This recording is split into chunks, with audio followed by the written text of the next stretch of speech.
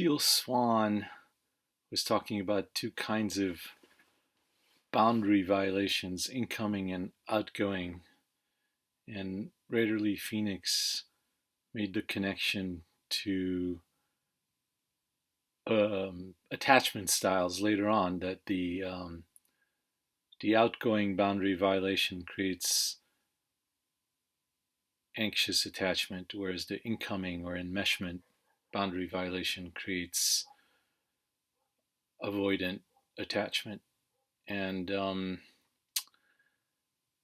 I think it's interesting that our culture is much more sympathetic to avoidants who are traumatized by someone trying to be intimate with them.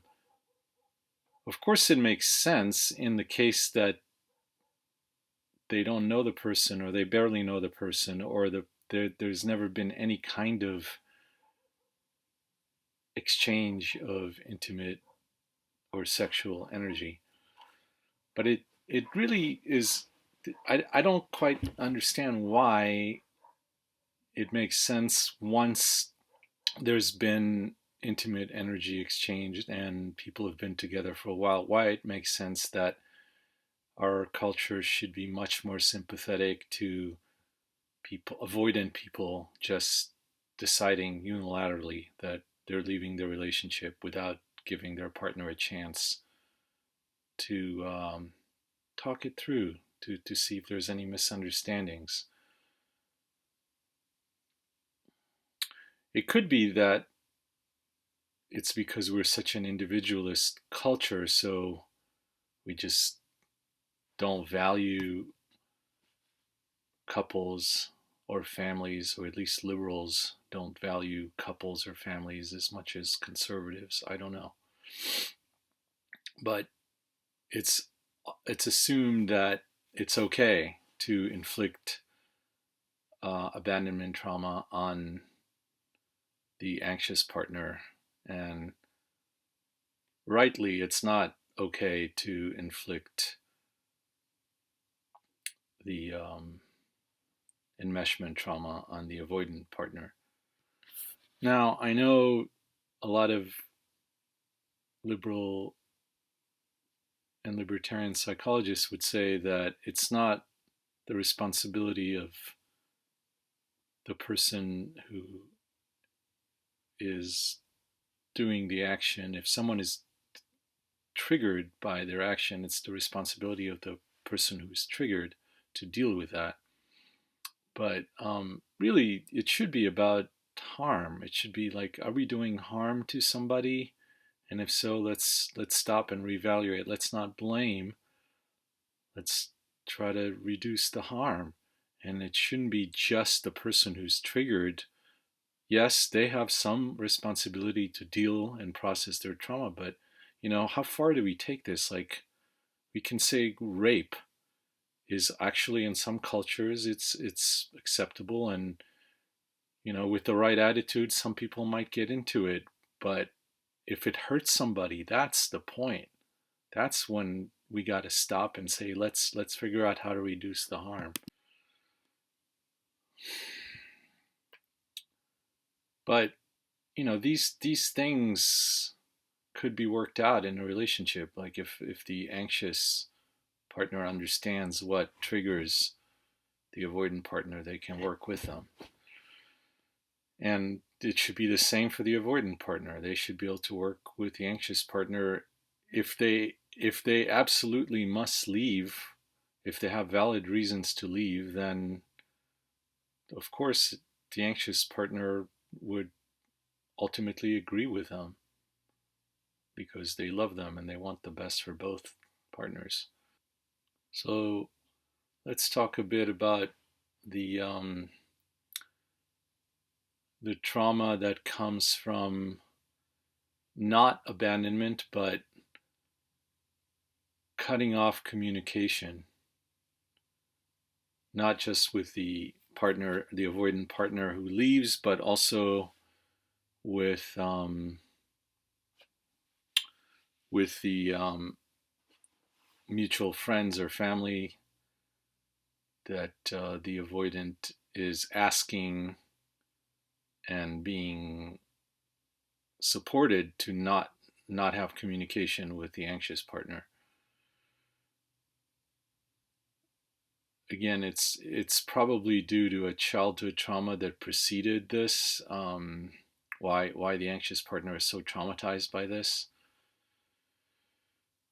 It could be someone who was just asking to keep a secret, either an adult or a friend, or dire consequences would follow. I know something like that happened to me, and I was really traumatized by it. I don't recall what happened after the incident. I kind of my parents tell me I stopped talking and eating for 2 days, and finally they brought me to a therapist who got it out of me.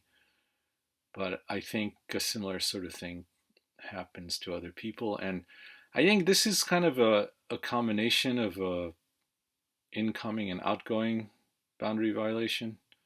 It's incoming because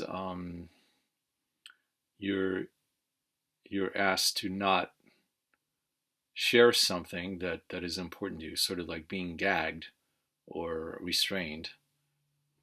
So someone is invading your space and doing something to you in that space. But it's also an outgoing boundary violation because you can't talk to the adults in your life who's so supposed to protect you, and you feel abandoned by them, even though they're not abandoning you. You're just afraid to talk to them.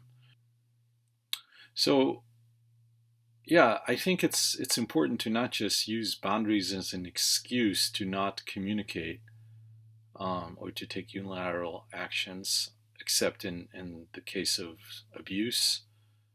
Um, and also, it's just funny to me that all these new agey people who really want to transcend boundaries, they want to commune, they want to be one, they want to commune with their lovers, they want to commune with nature, they want to commune with their idea of God, are so into boundaries, like, because boundaries is what protects the ego, and a lot of these people are also about how the ego is, the new kind of devil.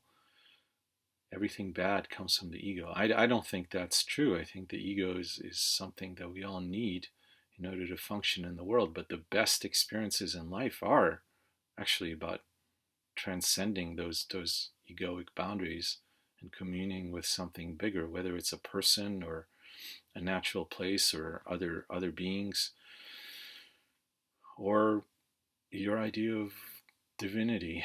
Um, so yeah, I don't totally get it. Why? Well, except that maybe a lot of avoidance, had their incoming boundary violations, and they need to assert boundaries now in order to feel better about themselves and not feel shame or other bad feelings, low self esteem. They keep talking about needing to love themselves, and to me that was like never made sense. Like, of course I love myself. What is this about? But now I think I understand. They just, because of this incoming boundary violation, they feel bad about themselves. And at the same time, they've found solace in meditation or nature, or because those kinds of boundary transcendent experiences are safe and feel good.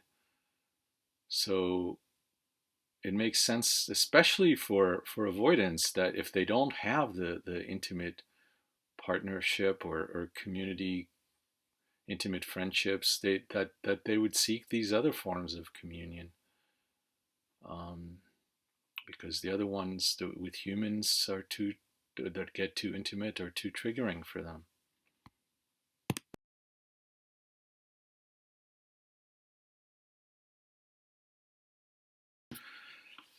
The other thing that the anxious partner can be accused of is codependence if they are really hurt and pining for their partner, but that just misuses the term.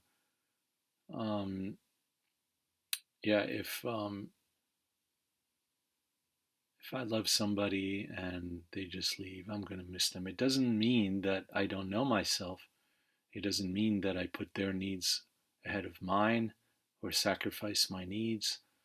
Um, it actually means I know myself really well, and I know that I'm grieving something that is one of my life's greatest joys, which is being in a loving partnership. And also, the anxious partner, if they do try to contact the avoidant who's told them not to, I suppose they are violating the avoidance boundaries. But like, which is worse, violating the the avoidance boundary or the avoidant violating their boundary? I mean, it's like here we have a conflict of boundaries. What do you do? Do you just sacrifice yourself? What if the avoidant is asking them not to contact friends or family who the anxious partner already has a rapport with?